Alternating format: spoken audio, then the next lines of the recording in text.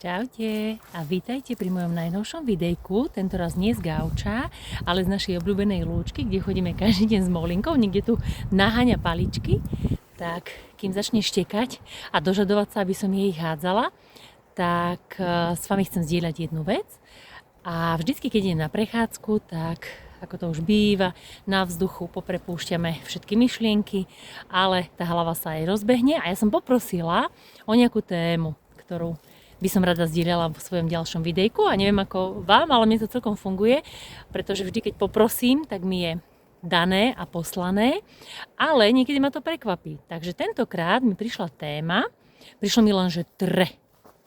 A ja už viem, čo je tre, tak sa hneď toho chytím a teda pozývam do tohto videjka túto tému a nech je povedané, čo má byť o tejto metóde. Takže neviem, či poznáte, ak nepoznáte, počujete prvýkrát, tak sa dozviete. Ten, kto pozná, potom môže pozdieľať svoje skúsenosti. Ale nedávno som zažila metódu a prácu s telom, ktorá sa volá TRE. Po anglicky Trauma Release Exercise a je to teda cvičenie s telom, práca s telom, kde sa pomocou pohybu, pomocou takého trasenia uvoľňujú z tela emócie. My už vieme, že akákoľvek emócia, ktorú máme a ktorú si nesieme celým svojim životom už od detstva, v tom našom tele nejakým spôsobom zostane.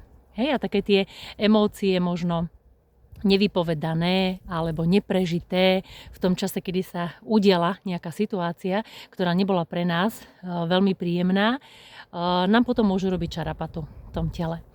Tak keď som takto skúšala pracovať a potrebovala som si spracovať nejaké veci, tak som poprosila a prišla mi do života táto metóda TRE. Zažila som ju v Martine, kde ju robil Jožko Mihališin, ktorý ju robí po Slovensku. Takisto ju robí aj Monika Hodásová, obidvaja úžasní terapeuti, kde som sa naučila veľmi dobre pracovať s telom. A teda táto metóda TRE je zaujímavá v tom, že jednak to moje telo ako keby si ju pamätalo a bola to taká aktivácia pre mňa a ako náhle som ju raz vyskúšala, tak už sa mi deje, že som ju párkrát doma skúšala a potom sa mi už začala diať tak samovolne.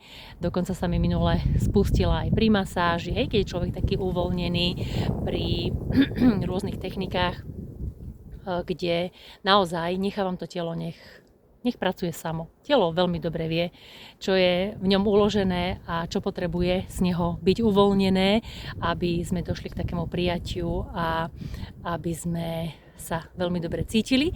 Čiže nechávam to na to telo a preto naozaj cítim, že sa to takto spúšťa už aj samovolne a vďaka Bohu za to, pretože veľa z nás vidím, aj keď pracujem s ľuďmi, držíme ešte stále veľmi veľa emócií v sebe. Hej, nevieme ich vypovedať, nevieme ich prepustiť a preto, ako som minule hovorila napríklad o tej technike EFT, teraz prinášam túto techniku TRE a vždycky s úplne úžasom sledujem, že niečo, čo je tak jednoduché na oko, môže byť tak veľmi účinné.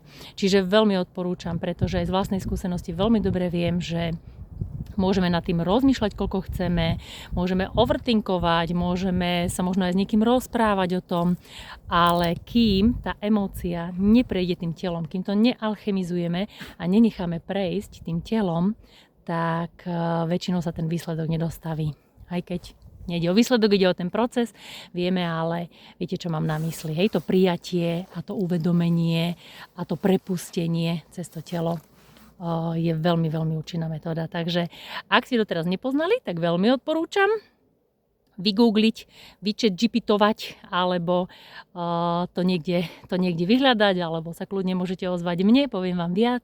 Ak vás to zaujalo a chceli by ste túto metódu vyskúšať, veľmi odporúčam a potom sa môžete podeliť, alebo aj ten, kto ju pozná, môžete sa podeliť a napísať mi, že aké sú vaše prežitky, ako vy pracujete s telom, čo vám pomáha pouvoľňovať napätie z tela a tie staknuté emócie, pretože je to super. Veľmi to odporúčam.